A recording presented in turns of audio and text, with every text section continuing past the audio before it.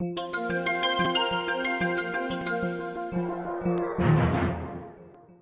փոքր անսպասելի էր ադրբեջանական կողմի համար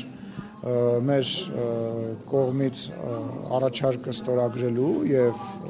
այդ դրամաբանության մեջ առաջ շարժվելու երևի դրա հետ է պայմանավորված, բայց կարծում եմ, որ այդ կրակոցները, որոնք որ դուք մատնանշում եք, որ իրանց մամուլում տեղ գտած կար, դրանք առանձին հետաքննության առիթ են եւ կարող են առանձին հետաքննության առիթ հանդիսանալ երկկողմ եւ այդ ուղղությամբ աշխատանքներ են տարվում, որպեսզի թե հրապարակումների հետ կապված, թե հետագայում հնարավոր հրապարակումների հետ կապված որևիցե մեխանիզմ լինի, որ հնարավոր լինի շատ եղի, հնարավոր լինի նման բաներից խուսափել, բայց չեմ համարում, որ չկա։ Որ Հայաստանը Տեսեք, ես նույնիսկ այդ տպավորությունը ունեմ անցյալի հետ կապված, որ եղել է հայկական մարտավարությունը նենց է եղել, որ ադրբեջանական կողմի մոտ նույնիսկ տպավորություն է եղել, որ իրենք կարող են ի սկզբանե ինչ-որ բանի համաձայնվեն, իմանալով, որ հայերը մեկա չեն համաձայնվելու։ Նույնիսկ իրանց համար ոչ օգտակար, որոնց հետ իրանք համաձայն չեն, բայց իրանք իմանալով, որ մեկը հայկական կողմը չի համաձայնվելու, միջազգային այլ կառույցների, մասնակիցների մոտ այդ տպավորությունը անելու համար, տենց մարտը գործելավոճ է։ Դա իմ անձնական տպավորությունն է եղել եւ նպատակը այս պայմանագրի քննարկման մեջ եղել է ինչ-որ արդյունքի հասնելու, այլ ոչ թե խոսակցությունը հավերժ շարունակելու եւ ենթադրում եմ, որ այդ երկար այս կողմ տանելը այտենց տպավորություն է թողել եւ հետագայում այդ արձագանքը միակողմանի հայտարարությունը, որ արդեն համաձայնեցված է պայմանագիրը, իմ մոտ այդ տպավորությունը է թողել։ Ասում է, որ սա միակողմանի զիջումների մասին է, կապիտուլյացիոն հաստատել, Դե բայց ընդդիմությունը երկու բան կա ասելու, առաջին հերթին ընդդիմությունը այդ տեքստը տեսել է, որ տենց բան է ասում, երկրորդ հերթին ոնց կարող է միակողմանի լինի, եթե բոլոր դրույթները վերաբերում է երկու կողմին։ Դրա տրամաբանությունը թող իրանցից որից է մեկը բացատրի, մենք էլ քննարկենք, հասկանանք, թե ինչն է դրա միակողմանի զիջում։ Եթե գրած է երկուսի համար, չգիտեմ, դա աբսուրդ է ու անլուրջ է։ Այդ բոլոր մարդիկ, ովքեր նման հայտարարություններ են անում, թող գան իմ դեմը կանգնեն կամ ամբիոնից ելույթ ունենան, փորձեն այդ իրենց ասածը որևիցե ձևով կպատասխանեմ։ Չեմ լսում։ Իրենք ասում են տեքստը դեռ չի հրապարակվել, բայց ծանոթ են գործողությունից, այսպես ասած, ձեռագրին, իսկ դա կապիտուլյացիաների մասին է։ Դե առաջի ամենահայտնի կապիտուլյացիան պատիվ ունեմի Սերժ Սարգսյանի կապիտուլյացիան էր 2018 թվականին հայ ժողովրդի առաջ։ Երկրորդը 2018 թվականին, այո։ Երկրորդը ուզում եմ ասել, որ երբ որ դու ասում ես, որ տրամաբանությունը հենա, որ իրանք հայտնի է ոճը եւ դրանով է հիմնավորում առանց տեքստի հետ ծանոթանալու, դա անլուրջ տպավորություն է տալիս, դա քաղաքական գործին վայել գործելավոճ չի։ Բազմիցս հայտարարվել է, որ բոլոր կետերը վերաբերում են երկու կողմերին։ Եթե օրինակ այնտեղ գրված է, որ հայկական կողմը պետք է կապիտուլացվի, դա նշանակում է, որ ադրբեջանական կողմը նույնպես պետք է կապիտուլացվի։ Ասենք մարդ ինչքան կարելի է նույն անիմաստ խոսակցությունը կրկնել։ Ինչ վերաբերում է վարչապետը ձեր հարցին պատասխանեց իր հարցազրույցի ժամանակ, որ այդ փաստաթուղթը ունի երկու տեր եւ միակողմանի որևիցե բան անելը ճիշտ չի։ Միշտ միակողմանի անում, ախր մենք խաղի կանոնները միայն հայկական կողմը պահպանում։ Դուք տեսել եք որևէ դեպքում Ադրբեջանը խաղի կանոն պահպանում։ Այո, տեսել եմ որևէ դեպքում, երբ որ մենք քննարկում ենք եւ օրինակ հաստատում ենք երկու երկրների մեջ սահմանազատման եւ սահմանագծման հաստատուղթը եւ մեր ընդդիմությունը նաեւ դուք ինձ տեղ հարց եք տալի, ասում եք չի պահպանելու, չի ստորագրելու, դրանից մի ժամ հետո ստորագրում է։ Վատ օրինակ է։ Օրինակ է, թե օրինակ չի։ Դե բա ինչ եք հիմա բացարձակ ինչ որ ձևով բաներ ասում, հետո երկրորդը ձեզ ուրիշ բան ասեմ։ Հիմա եթե դիմացինը պայմանականորեն, եթե վատ բան է անում, այդ նշանակում է մենք էլ վատ։ Մենք մեր վարկը ունենք, մենք մեր դիրքը ունենք։ Դուք տեսեք ինչքան լրատվամիջոց կա Հայաստանի Հանրապետությունում, ինչքան ազատ է լրատվամիջոցները։ Հիմա ինչ որ երկրներում դա ազատ չի։ Օրինակ Ադրբեջանում ըստ Եվրոմիության չափանիշների խոսքի ազատությունը այդ աստիճանի չի։ Հիմա մենք էլ ասենք սկսենք իրանց հետ հավասարել։ Մենք մեր երկիրը ունենք։ Ադրբեջանը Բալկանեշը ցածր է Հայաստանի համեմատ, բայց Հայաստանը այդ Բալկանեշի շնորհիվ ինչ է շահում, հանրապես միջազգային հարաբերություններ։ Տեսեք, անվտանգություն է շահում, այն բանը, որ եվրո դիտորդները գալիս են եւ սահմանին անցկացնում են հսկողություն, այն բանը, որ միջազգային զեկույցներ ենք ունենում, այն բանը, որ Հայաստանի Հանրապետությանը օգնություն է տրամադրվում, այն բանը, որ Հայաստանի Հանրապետության հետ համագործակցություն է տեղի ունենում, բայց այդ ամեն ինչը դրա հաշվին է տեղի ունենում, կարող է մեր դուդուկից Իրանի եւ մեր սիրուն հայի աչերի համար է այդ ամեն ինչը տեղի ունենում, հետո էլ բողոքում եք, ասում եք, մեր վրա հարձակվեցին, աշխարհը ձեն չհանեց, բայց սխալ ենք մեզ պահել ինչ որ հարցերում, պատմության ընթացքում, կոնկրետ դեպք չեմ մատնանշում, հիմա ճիշտ ենք մեզ պահում եվրոպական ընտանիքի մարդու իրավունքների արժեքների, խոսքի ազատության արժեքների տրամաբանության մեջ ենք պահում, դրանից էլ եք բողոքում։ Ի՞նչն է դրանից բողոքելու պատճառն ու առիթը, ուզում հասկանամ։ Բա ի՞նչն է։ Ասում ենք, որ եթե Ադրբեջանը ինչ որ խախտումներ անում է, ասենք բանակցային գործընթացում, ինչու է Հայաստանը սրբորեն պահում բոլոր կանոնները։ Նախ եւ առաջ եկեք տենց վստահ չլինենք, որ բոլորի ընկալմամբ հայկական կողմը իրեն սրբորեն է պահում, որովհետև նույն ադրբեջանական կողմը հակառակ կարծիքն ունի եւ բողոքում է եւ նեղսրտում է հայկական կողմի պահվածքի, հայկական քաղաքական գործիչների հայտարարությունների եւ այլ տարբեր բաների համար։ Այդ ձեր հայկական այդ մենք մեր մոլորակի մեջ ապրելու սովորությունն ունենք, այդ ձեր պատկերացումն է, որը որ դուք փորձում եք հիմա ներկայացնել։ Տենց չի։ Երկրորդը, ինչի էս պետքա ձեր կոնկրետ վերած դեպքում վատ օրինակի հետ համեմատվեմ, այլ ոչ թե լավ օրինակի հետ համեմատվեմ։ Հիմա ասենք ուրիշ երկիր էլ հարձակվել է մի ուրիշ երկրի վրա, եկեք դրա հետ էլ համեմատենք։ Չի կարելի այդ տրամաբանությամբ շարժվել, սխալ բան եք ասում, կներեք, բայց սխալ բան եք ասում։ Հայ-ռուսական հարաբերությունների Խոսել ենք դրա մասին։ Վերջին քաղաքական խորհրդակցություններ երկու արտգործնախարարությունները Չգիտես, չեմ միտքը բաց թողեցինք այն կողմից։ հայ-ռուսական հարաբերություններից քաղաքական խորհրդակցություններ անցկացվում տևական ժամանակ ձևաչափով քննարկումներ չկային հեռախոսազրույցներն են ակտիվ արտգործնախարարների միջև Բարսուկյան ինչ է տեսակետներ որ փոխվում է հռետորաբանությունը հայ-ռուսական հարաբերություններում եւ այն լարվածությունը որ իշխանությունը եւս ընդունում էր որ կա կարծես թե մեղրում է կա նման միտում Ես անկեղծ ասած չեմ հասկանում հարցի էությունը կար խնդիր կար հարցադրումներ որոնք որ արվել են եւ որոնք որ շարունակվելու են անում այն գնահատականները որ կողքից հնչում են հա հեսա իրանք փոխեցին այս արեցին վեկտորը փոխեցին դրանք իրականությանը չեն համապատասխանում կա մի իրականություն որ Հայաստանի Հանրապետությունը իր անկախությունը եւ ինքնիշխանությունը պաշտպանում է երբ որ իրեն խափում են գցում են դա արձանագրում է եւ բարձր ասում է երբ որ մի բանի հետ համաձայն չի դրա մասին ասում է երբ որ ինչ որ կառույցի վերաբերյալ իր գնահատականն է ունենում դա ասում է եւ դա չի նշանակում մենք երբևիցե չենք հայտարարել որ որևիցե աշխարհի երկրի հետ խզում ենք պետք է խզենք մեր հարաբերությունները եւ նույնը վերաբերում է Ռուսաստան լարվածությունը որ անընդհատ ոչ չենք կարողանալ ինչ-որ լարվածության մասին խոսել եւ լարվածություն պահել կա հարց կա պատասխան չկա պատասխան կա մեր կողմից հարցադրում այսինքն ըստ իրավիճակի լարվեց իջավ կոնկրետ դա մարտավարություն չի դա ըստ իրավիճակի այն բաները որը որ տեղի ունեց 2020 թվականին 21-ին 22-ին 23-ին եւ 24-ին մեր վերաբերմունքը նույնն է մնացել, մեր հարցադրումները նույնն են մնացել։ Միայն հապկի մասին չէ, միայն հապկի մասին չէ, բոլոր հարցերով, հայտարարություններով, որևիցե բան չի փոխվել։ Հիմա կա խոսակցություն, մշտապես խոսալը քաղաքական գործչի աշխատանք հենց դրա մեջ է կայանում, որպեսզի այդ խնդիրների շուրջ խոսի եւ մենք խոսում ենք ու շարունակել ենք խոսել։ Հնարավոր է այս քննարկումների արդյունքում օրինակ այդ խոսակցությունների վերանայվի հապկի հետ համագործակցության։ Չեմ կարծում, հապկի հետ կապված ինչ վերանայենք,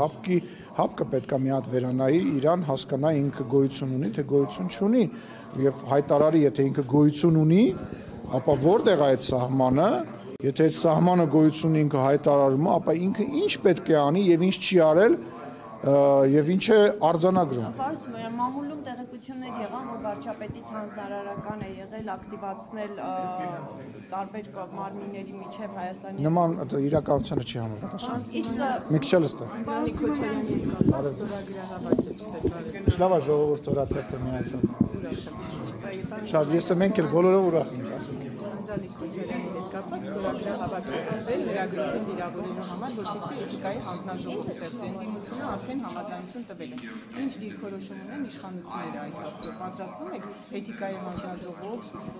քննություն սկսել Անջալիկ Քոչարյանի վարքի հետ կապված, որտեղ վերջինս անդադարական լրագրողներին է վիրավորում կամ ձեր թիմակիցներին, գիտենք, որ ներսում կոնֆլիկտներ կա։ Որտեղից գիտեք, որ ներսում Գիտենք, մեր բերեկությունով կանանց Մամուլը ինչ ասես գրում, հա։ Գրում եք, որ ես ու Քոչարյան Անդրանիկը լուրջ հակամարտություններ ունենք, հետո բարիշեցինք, հետո կռվեցինք եւ այլն։ Լավ, ուրեմն դուք էլ ձեր հարցին պատասխանեք, եթե դուք ձեր իրականությունը ունեք, ես ինչ պատասխանեմ։ Դուք ասում եք թուղթ կա, որտեղ կա ստորագրություն հավաքում, ես այս թուղթին ծանոթ չեմ, երբ որ այդ թուղթը կտեսնեմ, երբ որ խմբագրությունը, հեսա կպատասխանեմ, երբ որ խմբակցությունը կքննարկի, ես ձեր հարցին կպատասխանեմ։ Ես ի տարբերություն մեր ընդդիմադիր գործընկերների, որոնք պատրաստ են միջպետական խաղաղության համաձայնագիր քննարկել եւ գնահատականներ տալ եւ հարցազրույցներ տալ, ես չպատրաստ չեմ նույնիսկ այդ մի էջանոց փաստաթղթի վերաբերյալ բան ասել, որը որ չեմ տեսել։ Իսկ ընդհանրապես վատ եմ վերաբերվում Հռիփսի Մեջաբեջյանի նկատմամբ Անդրանիկ Քոչարյանի վերադառնանք համաձայնագրին։ Ես զանգարել եմ իրեն, հենց այդ միջադեպին ծանոթացել եմ, ես դուրսն եմ երկրում չեմ, զանգարել եմ իրան, իր հետ խոսել եմ, ուզեցել եմ հասկանալ, թե ինչ է տեղի ունեցել եւ խոսել եմ։ Անդրանիկ Քոչարյանին եք զանգահարել։ Այո։ Ներողություն չի պատրաստում, խնդրեմ։ Ես խնդրում եմ իրան այդ հարցը։ Ես տեսեք, ես մի քանի դրվագ եմ ունեցել, որոնց հետ կապված հանրությունը եւ լրագրողները բաներ են արել։ Ես ներողություն եմ խնդրել եւ ես համարում եմ, որ դրանով ես էլ ավելի ուժեղացել եմ եւ կարծում եմ յուրաքանչյուր մարդով ներողություն եմ խնդրում, էլ ավելի ուժեղանում։ Իսկ դուք էթիկայի հանձնաժողով պետք է ձևավորի։ Խնդրում եմ, էլի թող գա փաստաթուղթը տնեմ լրագրողները հարգելի, ինչի տակ են ստորագրել, մի հատ քննարկենք, հասկանանք,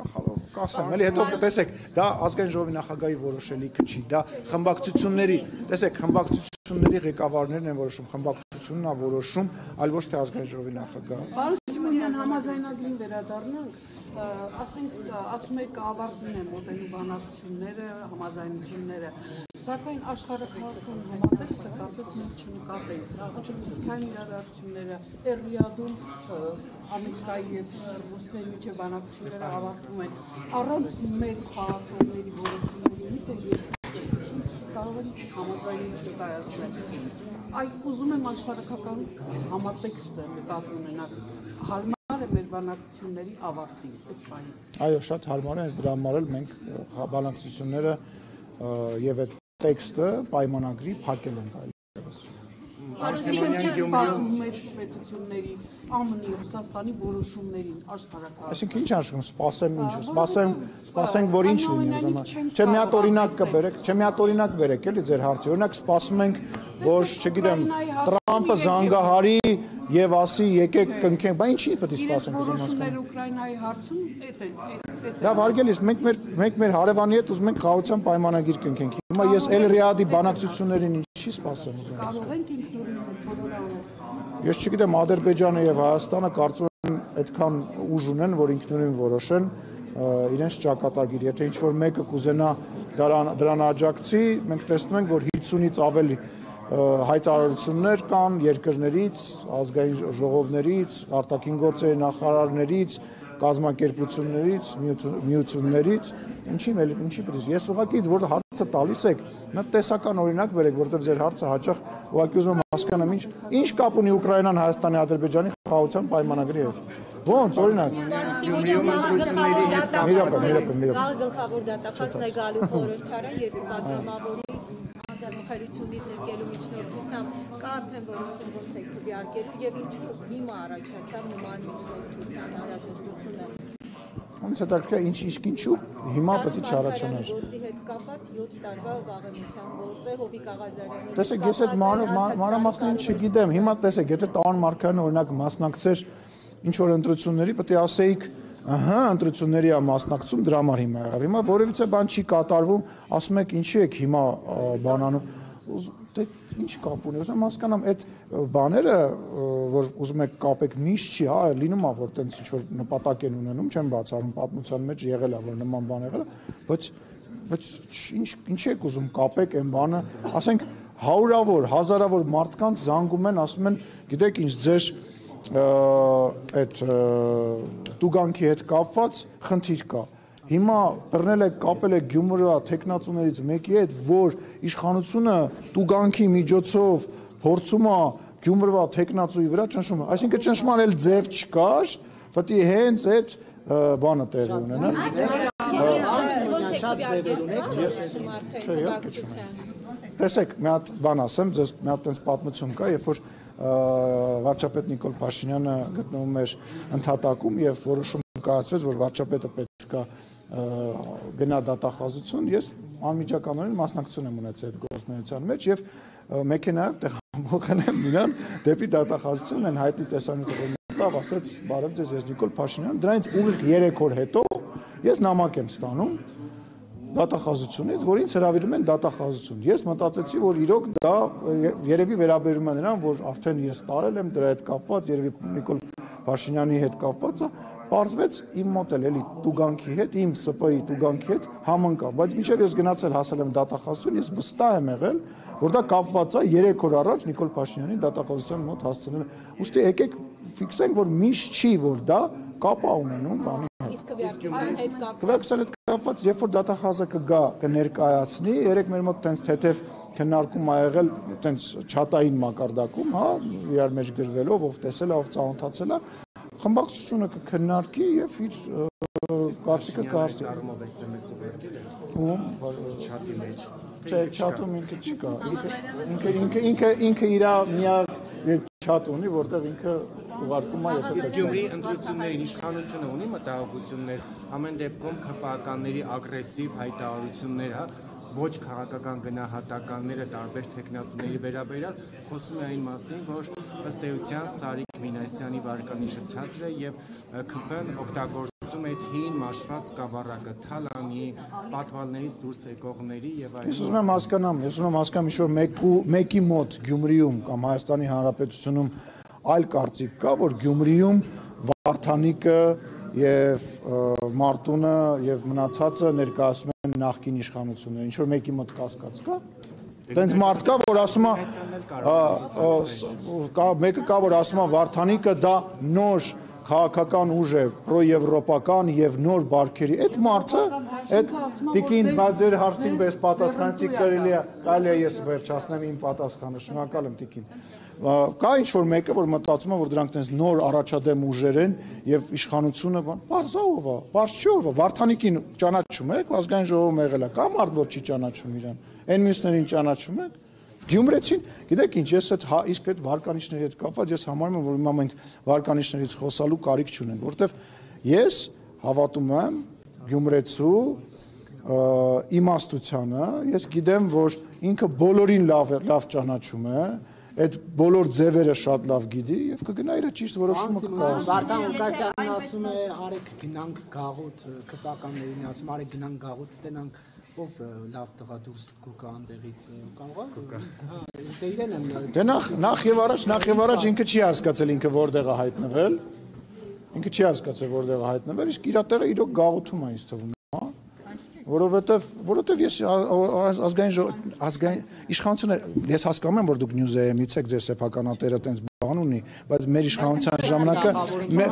Ռոբերտ Քոչարյանը չի ձեր սեփականատերը։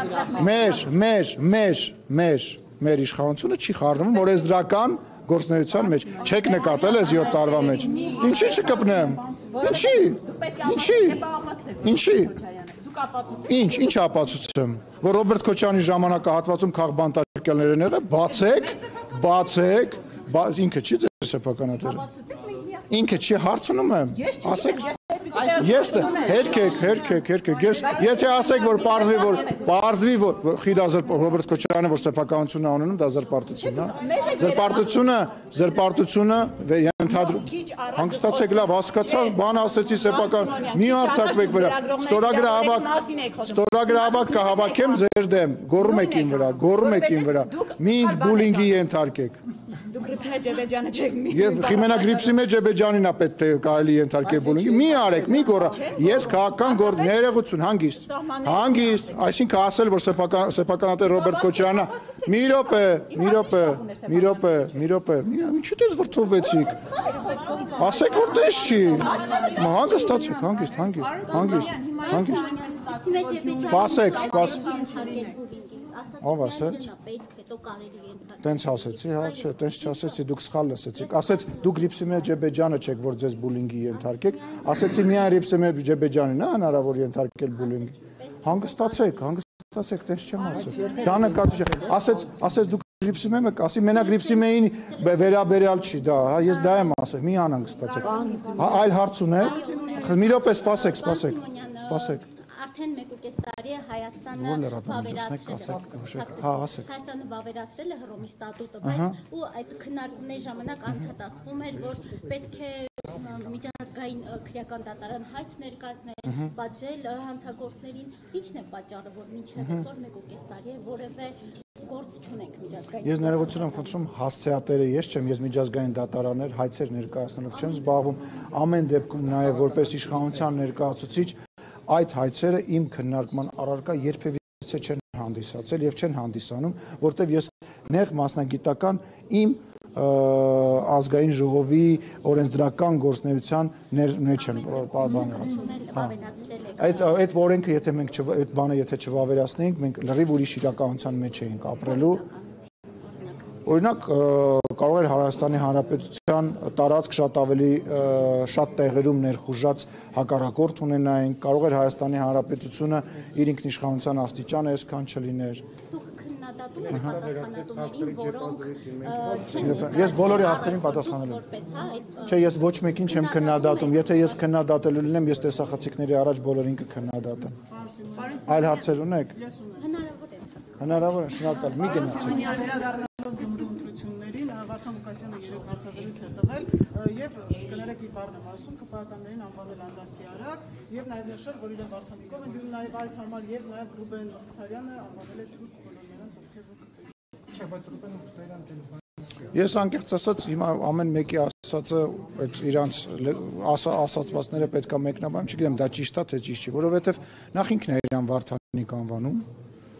Չգիտեմ տեսել եք թե չեք տեսել, որ Վարդանիկ Պրիդյոտ ինչ-որ ռուսերեն բաներ է խոսում։ Երկրորդը, եթե նման բան ասում, ինչ ասեմ, ինքը մտածում է, որ ինքը վախի եւ ինչ-որ տենց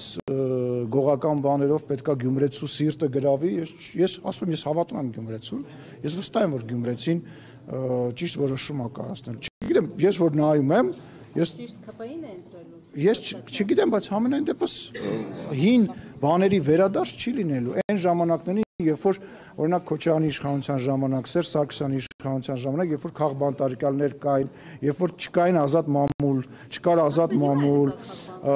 ով է ասում, բայց հասելով չի միջազգային կառույցների զեկույցներ գոյություն ունեն։ Ով ինքը իր փոքրիկ շրջապատը։ Ուրա մի հատ օրինակ կբերեք այդ դրա օրինակ միջազգային կառույցի անունն ասեք, զեկույց ասեք, լսում եմ։ Ինչ։ Եվրոպայում անընդհատ այդ հարցը Չէ, փաստաթուղթ ասեք, դուք բան ասեցիք, պնդում արեցիք, հիմա ապացուցեք դա։ Ո՞վ է համարում, բացի Արմեն Աշոտյանի քաղաքական, այսպես ասած, շրջապատից եւ Արմեն Աշոտյանի սատարողներից, մի հատ ինձ կասեք, որ միջազգային կառույցն Հարգելիս, օրախալ իմ ու ձեր գնահատականի հարցը չի, ոչ ես կարամ ասեմ չկա, ոչ դուք կարող եք ասել կա, դրա համար կան միջազգային կառույցներ, որոնք մասնագիտական գնահատական են տալիս եւ դա համաշխարհային ընդունված փաստ է։ Հիմա ում ինչ բռնեն, բոլորը կարող ասեն սա քաղաքական հետապնդում է, ով որ գիտի հեսա իրան բռնելու են, մտնում է քաղաքականության մեջ մտածելով, որ ստեղ ինքը կարող է դրանով պատասխանվել, հետո ասում է դա քաղաքական հետապնդում է, բայց կա միջազգային կառույց։ Հիմա ձեզ դուք հայտարարություն արեցիք, խնդրում եմ ինձ կամ մարդկանց հրապարակեք այն միջազգային կառույցի զեկույցը, որտեղ որ ասվում է, որ Արմեն Աշոտյանը քաղաքական հետապնդման է ենթարկվում։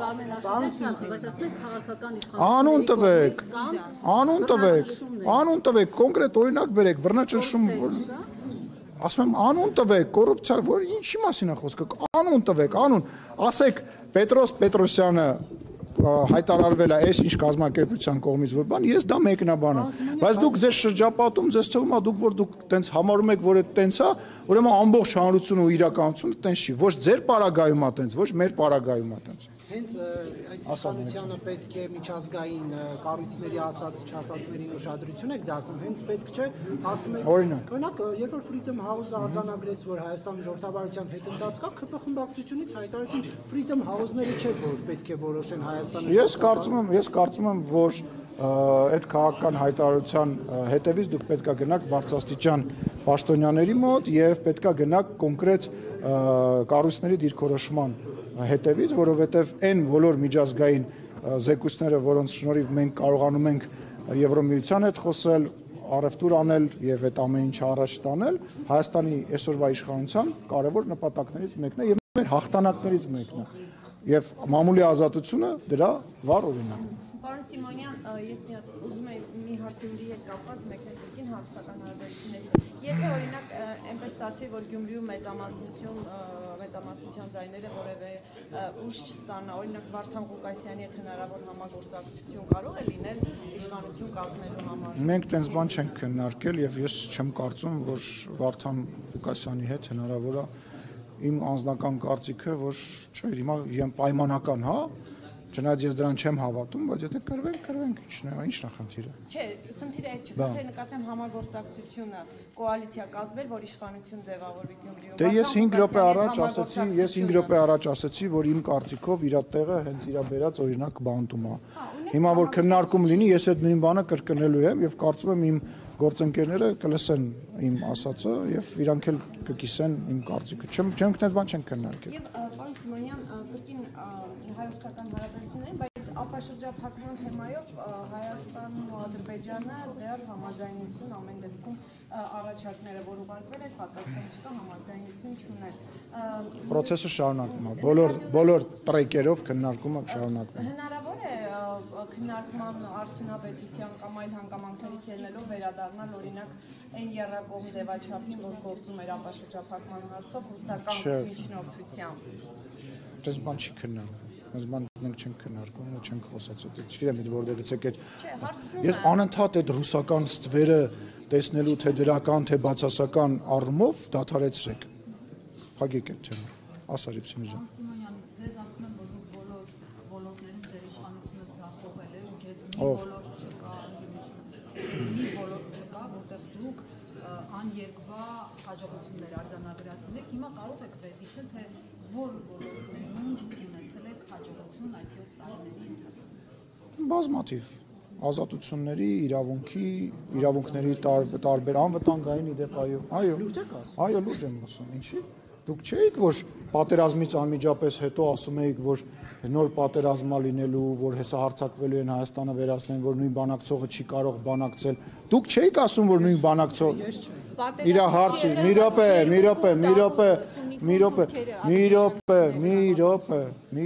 մի րոպե, ապոկալիպտիկ են հայտարարությունները, որ արվում էր պատերազմից հետո, անմիջապես պատերազմից հետո, մենք այսօր ունենք համաձայնեցված պայմանագիր, դիվանագիտության ոլորտում, միջազգային գործընկերների ոլորտում, մենք Հայաստանի Հանրապետությունը իր տնտեսության տարբեր ոլորտներ դիվերսիֆիկացրել է, փոխել է շատ բաներ, մենք այն մակարդակը, որ կա միջազգային մեր հարաբերություններում երբևիցե չենք ունեցել, մարդու իրավունքներ, խոսքի ազատություն, որ մեկ ասեմ, ասեք։ Դիվանագիտության հաջողությունն է, որ մեր երկրին, օրինակ այն երկրները, որոնք որ գիտեն, որ մենք հապկի անդամ ենք, այնուամենայնիվ զենք են վաճառում, դա հաջողություն չի։ Այն որ միջազգային դիտորդները քաղաքացիական Հայաստանի Հանրապետության սահմանին են կանգնած եւ դա բարձրացնում է Հայաստանի Հանրապետության անվտանգային մակարդակը։ Այն որ Հայաստանի Հանրապետության ձայնը լսելի է աշխարհով մեկ եւ մեր գործընկերները թե հայտարարությունների, թե աջակցության առումով, թե այն ծրագրերի, որոնք որ իրականացնում են, անում են, բայց ինչ էիք պատկերացնում, այսինքն ինչ պետքա լիներ, որ դեռ չի եղել միջազգային առումով, որ ձեզ հիմա այլ կարծիքի ա բերում։ Պատերազմ եղավ, ագրեսոր կողմը Ադրբեջանն էր, որը հավասարության նշան դրեցին դիվանագիտությունը։ Ով հավասարության նշան դրեց։ Ով է հավասարության նշան դրել։ Ով է հակառակման երկիր, որ ասենք հավասար։ Բոլոր որևիցե Հայաստանի Հանրապետության վրա հարձակման դեպքերը միակողմանի ձևով ուղիղ հայտարարություններով, հասցեական հայտարարություններով քննադատվել են միջազգային գործընկերների կողմից։ Դրա հետևանքն է, որ իրենք բան են ուղարկել, քաղաքացիական այդ առաքելությունն են ուղարկել։ Ու դուք մի բան ասեմ, շատ հնարավոր էր 2020 թվականի պատերազմից հետո եւ տենց պլանել կար եւ ես չեմ բացառում, որ այդ պլանը միգուցե ինչ-որ մարդկանց մտքում կա, որ ունենալ հայելային նույն իրավիճակը, որը եղել է 90-ականներից հետո, այսինքն ադրբեջանական զորքը պայմանական ինչ-որ տոկոս Հայաստանի Հանրապետության տարածքից զավթի, նստի եւ հռչակի, օրինակ այն ինչ-որ հիմա իրանք ասում են, այդ պլանն է եղել Հայաստանի Հանրապետության այլ միջազգային, այսպես ասած, միություններին միացնելու պլանն է եղել, Հայաստանի Հանրապետությունը մարիոնետային իշխանություն բերելու պլանն է եղել։ Դուք Հայաստանում եք ապրում, դուք այդ ամեն ինչը չգիտեք։ Մենք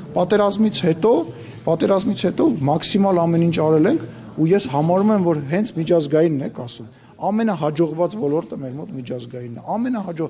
Աննախադեպ բան է, որ հապկ երկիր անդամին որևիցե այլ երկիր, որը որ հապկից դուրս է, ասենք մի հատիկ փամփուշտ վաճառի կամ մի հատիկ փամփուշտ փոխանցի։ Դուք հասկանում եք, դա քաղաքական ինչ մեսիջ է եւ կարեւոր չի թե ինչ են տալիս, կարեւորը այն է, թե ինչ են այդ հենց այդ գործողությունը, դա նշանակում է վստահության այն աստիճանը, որ քո օրինակ տեխնոլոգիաները չի փոխանցվելու երրորդ ինչ-որ երկրի, որ այդ նշանակում է, որ մենք այդտեղ ներկայացված ենք եւ ես զարմանում եմ, որ այդ հարցն եք տալի։ Շատ ավելի վատ ոլորտներ կա, հարցնեք, չկարողանայի պատասխանել։ Տեղահանվեց միջազգային հանրությունը ինչ։ Համաձայն եմ։ Ինչ է։ Արցախի ժողովուրդը տեղահանվեց, էթնիկ զտումներ եղան, ցեղասպանություն։ Այո։ Ինչ արեց այդ ձեր դիվանագիտությունը կամ միջազգային հանրությունը։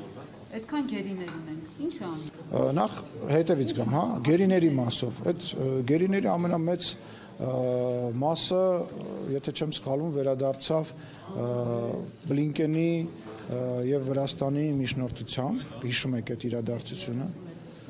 Չէ, այդ երևի բանի հետ եք խառնում, կոպի հետ եք խառնում։ Կոպի, բայց ասենք այդ գերիների 150 քանիսից վերադարձավ 11, հետո այն մնացած 12-ը միացան, հիմա 23 ունեն։ Այն բանը, որ Հայաստանի Հանրապետությունը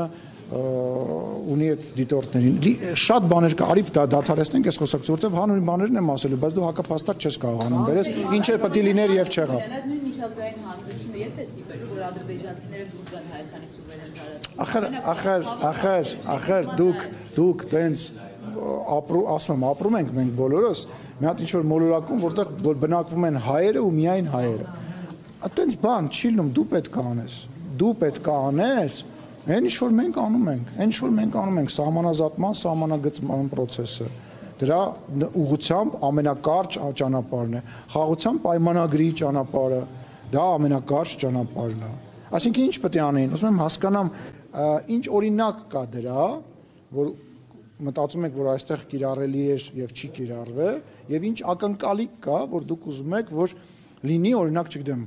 X երկրի կողմից եւ չի լինում։ Այդ որ ասում եք, հələ մի հատ ձեր ակնկալիքն էլ ասեք։ Իսկ սահմանազատման գործընթացը կանգ չի առել, հապկանթամ լինելով զենքեր են գնել եւ հիմա Ադրբեջանը հենց դա է ասում, նաեւ խաղաղության պայմանագրի չստորագրելու։ Ինչ ասեցի, մի հակառակ բան բերեցիք, ասես ասում, որ զինվում են, ուրեմն իրենք պատրաստ չեն խաղաղության։ Այդ իրենց հայտարարության ինչպես է պատասխան եւ ձեր կարծիքով ինչու Ադրբեջանը չի ստորագրել այդ փաստաթուղթը։ Մենք զինվում ենք, որպեսզի պաշտպանվենք եւ վարչապետը բազմիցս հայտարարել է, որ Հայաստանի Հանրապետության ինքնիշխան տարածքից դուրս որևիցե խնդիր չունի իրականացնելու։ Նույնիսկ Հայաստանի Հանրապետության տարածքում գտնվող այն մասը, որը որ ադրբեջանական զորքերը ներխուժել են, մենք զինվորական ռազմական գործողություններով լուծելու նպատակ եւ գաղափար այս պայդրությամբ չունենք։ Իսկ եթե դիվանագիտական մի հատ երկրորդ հարցին էլ պատասխանեմ, էլի։ Չէ, դա հանցագործություն չի։ Չէ, հա, բայց քայլերը չի նշանակում, չէ, քայլերը, Անի ջան, քայլերը չի նշանակում, որ պարտադիր դու պետքա կրակես։ Եթե դու կարող ես բանակցություններով այդ հարցը լուծես, օրինակ հիմա Ռուսաստանն ու Ուկրաինան խաղաղության ինչ որ եզրեր են գտնում, որտեղ միգուցե ինչ որ ժամանակահատվածով այդ հակամարտությունը կսարածվի մինչև իրենք բանակցեն։ Այդ քո ասած պարտավորությունը պարտադիր չի, որ դու գնաս եւ հարցակվես եւ այդ հարցը տենց լուծես։ Դա ձևերից մեկն է, որովհետեւ կարա դրա հակառակը լինի, հա, ինչ որ մի երկիր սադրելու նպատակով ավելի մեծ լայնամասշտաբ պատերազմ նման քայլ անի եւ դու գնաս եւ ընկնես այդ ծուղակը։ Հիմա կրկնում եմ ճանապարհներից մեկը դիվանագիտությամբ։ Մենք տեսնում ենք այդ հարցը դիվանագիտությամբ լուծելու տարբերակը։ Միևնույն ժամանակ այն հարցը, որը որ տվեց ձեր գործընկերն նրա մասին, որ Հայաստանի Հանրապետությունը բարձրացնում է իր պաշտպանողականությունը։ Բայց կարելի է հարցին պատասխան տեսը կվերադառնամ, էլի, Անի ջան, մի րոպե սպասի։ Մի հատ վերջացնեմ կարելի հարցին։ Նորից խնդում էր նախապայմանները Կանե ջան, քննարկում ենք։ Մենք ասել ենք, թե ոնց ենք, եկաք։ Եկա։ Մի րոպե պարանի են պատասխանը։ Բոլոր այն բաները տեսեք։ Քննարկենք, մի հատ հասկանանք, ինչ փոխելու մասին է խոսքը։ Իրանք իրենց համանությունը փոխում են, թե չեն փոխում։ Ես դրա այդ հարցին պատասխանեմ։ Եթե կարիք կլինի, կարող ենք մի հատ հələ հասկանալ կա նման բան անելու անհրաժեշտություն թե չկա։ Քննարկում ենք։ Այո, կան։ Համաձայնագրի ստորագրելը ինչ է տալու Հայաստանին, որովհետև Լևոն Քոչարյանը հայտարարել է, որ դա պայմանագիր չէ, համաձայնագիր է ընդհանրապես եւ պարտադիր կատարման ուժ չունի։ Ներողություն եմ խնդրում, Լևոն Քոչարյան թող գնա իր գիտելիքները մի քիչ բանանի, ինչ նշանակում պայմանագիր չէ, համաձայնագիր է։ Այսինքն պայմանագիր է։ Ինչն է դրա խնդիրը։ Ես ներողություն եմ խնդրում։ Իսկ ինչ տարբերություն դրանց մեջ։ Ով ասում։ Ես ձեզ որպես իրավաբան ասում եմ, մասնագիտական բան եմ ասում։ Որևիցե տարբերություն չկա, դա լեքսիկոնի ոճաբանությունը, որևիցե մեկի պարագայում պարտադիր եւ ոչ պարտադիր բաղադրիչներ չկա, կա Վենայում, եթե չեմ սխալվում, կոնվենցիա կա, եթե պետք է նույնիսկ կարող եմ ձեզ տրամադրել։ Այսինքն այդքան վստահ եմ, կարող եմ ձեզ տրամադրել։ Իրավական առումով նման բան չկա։ Հիմա որ ինքը ասում է մեկ պայմանագիր է մեծ համաձայն է։ Այո, տեսել եմ։ Պայմանագիր է գրած։ Բայց ասենք համաձայնագիր նշանակում չէ, ախր մի րոպե դրա մեջ տարբերություն չկա։ Անկեղծ ասած չեմ հիշում, կարևորը երկու հիմնական բանն է, իրավական կարևորությունը, այսինքն ինքը իրավական առումով ոչ ստորադաս է, ոչ վերադաս է, մեկը մյուսից տարբերություն չկա եւ երկրորդը դրանից բովանդակությունը չի փոխվում։ Մի րոպե, էլի ստեղ էլ ասա խնդրում։ Այսինքն այս Ադրբեջանի եւ Հայաստանի միջև համաձայնագիրը կամ կլինի ուղղակի դուք ուշադրություն դարձնեք իմ հարցերին եւ ոչ թե այն հանգամանքի, որ ներկա եմ այստեղ։ Չդարձնեմ ուշադրություն, որ ներկա եք։ Հարցերին ուշադրություն դարձնեմ։ Դրանն եմ դարձնում, ամենաշատ հարցը դուք եք տալիս։ Այս համաձայնագիրը կամ պայմանագիրը, ինչպես դուք ասում եք, ներպետական համաձայնեցման ընթացակարգերով Հայաստանում անցել է ամբողջությամբ, որովհետև մենք նաև այդպիսի օրենք ունենք միջազգային պայմանագրերի մասին։ Կլինի դուք գնաք ճշտեք ձեր գիտելիքները, նորգակ ինձ հարցրին։ Դե ես ձեզ տեղեկություն հայտնեմ, որ դուք միջև վերջ չեք ճշտել, որովհետև այդ համաձայնագիրը, պայմանագիրը կամ որևիցե միջազգային փաստաթուղթը անցնում է ներպետական ընթացակարգ, երբ որ ինքը արդեն ստորագրված է լինում։ Երբ որ ինքը ստորագրված կլինի, ինքը անցնելու է սահմանադրական դատարան եւ գալու է այստեղ վավերացման։ Տեսակ որ չգիտեք։ Շնորհակալություն։ Բոլորին ուղղորդում եք, որ իրենց գիտելիքները բանանեք թարմացնեն, բայց չեք կարծում, որ ԿՊԱ-ականներն այդ հարցում ամենախոցելիներն են մինչև առաջին դեմքի մակարդակով սկսած։ Չէ, չեմ կարծում, ինչ եք դες կարծում։ Ուզում ես ասես դու ավելի խելացի ես, քան մնացածը։ Ես նման պնդում չարեցի։ Բա ի՞նչն էր քո պնդումը։ Բա դու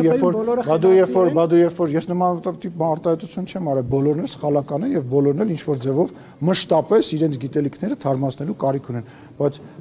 ձեր ասածը կոռեկտ չի եւ առավել եւս որ դուք ակնարկ եք անում Հայաստանի Հանրապետության ղեկավարին, այլ ավելի կոռեկտ չի։ Երբ որ կգնաք կճշտեք ձեր կասկածի տակ դնել Նիկոլ Փաշինյանի գիտելիքները։ Կարելի է կասկածի տակ դնել, բայց իմ ներկայությամբ եւ Չէ, ոչ թե հարց մի տվեք, իմ ներկայությամբ նման կարամ վերջացնեմ ասած։ Իմ ներկայությամբ նման հարց տալու պարագայում ակնհայտ է, որ ես դրան բացասական եւ շատ ավելի նյարդային եմ պատասխանելու, քան որևիցե այլ պարագա։ Ինչ ժողովրդավարությունը չի թույլ տալիս, որ ազգային ժողովի նախագահը պատասխանի։ Ինչ ես նյարդային պետքա չլինեմ։ Ժողովրդավարության գնալ ձեր գիտելիքները կճշտեք ու կսովորեցնեք, թե որտեղ է գրված, որ չի կարող նյարդայնանալ։ Ինչի՞։ Որովհետև ասում է, որ իշխանության ներկայացուցիչը ավելի զուսպ լինի։ Այդ ով է տենց ասում։ Ես ներողություն եմ խնդրում, ԱՄՆ-ի նախագահը հիմա նյարդային է եւ զուսպ է, դեմոկրատ երկրները, հա? Բա ում է, որ երկրի, ժողովրդավար, Անգլիայի երկրի ղեկավարը, Անգլիայի, բերում եմ, լսեք, որը ես համարում եմ, որ հայկական քաղաքական գործիչները բավականին լավն են եւ շատ ու շատ ժողովրդավար երկրներ պետք է սովորեն սենց ժողովրդավար լինելու եւ սենց զուսպ լինելու եւ սենց համբերատար լինելու, որտեվ եթե դուք գնաք հիմա այս տեսախցիկների տակ նայեք մեկնաբանությունները, բացի իմ մասին վատ բան գրելուց, նաև գրում են, թե ոնց է պարոն Սիմոնյանի նյարդերը դիմանում։ Ես դրան պատասխանել եմ, այլ չեմ պատասխանել։ Բայց ես դրան պատասխանել եմ, չէ։ Բայց ես դրան պատասխանել եմ։ Ուզում եք մի հատ էլ հարցեք նույն հարցը տվեք, եթե ձեզ դա կուրախացնի։ Ես չեմ լսել այդ հարցի պատասխանը։ Կգնաք կնայեք, տեսնում եք, որ շատ ինֆորմացիա կա, որ չունեմ։ Ես դրան պատասխանել եմ։ Այլ հարցեր։ Սիմոնյան մի քանի անգամ հայտարարվեց վերջին օրերին այդ Վենետիկի հանձնաժողով սահմանադրությունները փորձադրության ուղարկելու մասին, այդ մտահոգությունները փարատելու մասով։ Նման առաջարկ արվել է գրավոր ընթացակարգով։ Չկա, դա բանավոր իմ կարծիքն էր, որը որ ես հնչեցրել եմ։ Ձեր թիմից էլի է հնչել։ Դե ես ուրախ եմ, որ համընկել եմ։ Իսկ հնարավոր է ամեն դեպքում այդպիսի նախաձեռնություն լինի, եթե Բաքուն շարունակի։ Չգիտեմ, չեմ բացառում։ Այլ հարցեր կան։ Շնորհակալություն։ Արաքս, բարի գալիս խորհրդարան։